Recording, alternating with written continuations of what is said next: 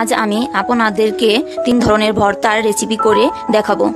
প্যানে সামান্য একটু তেল দিয়ে নিচ্ছি, এক এক করে সব উপকরণগুলো ভেজে নিব।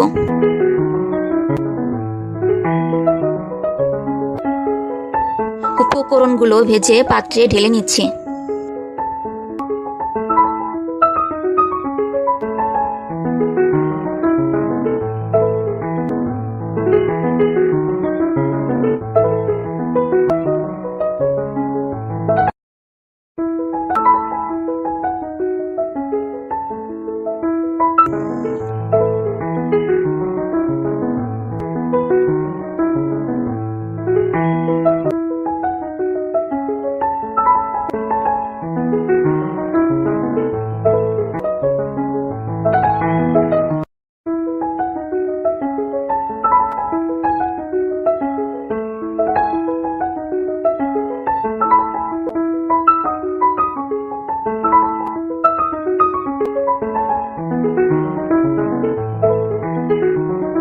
আপনারা লবণ এবং ঝালটা ঠিক করে নেবেন।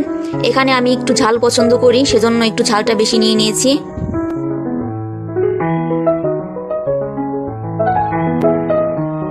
এভাবে আপনারা 3 ধরনের ভর্তা করে নিতে পারেন।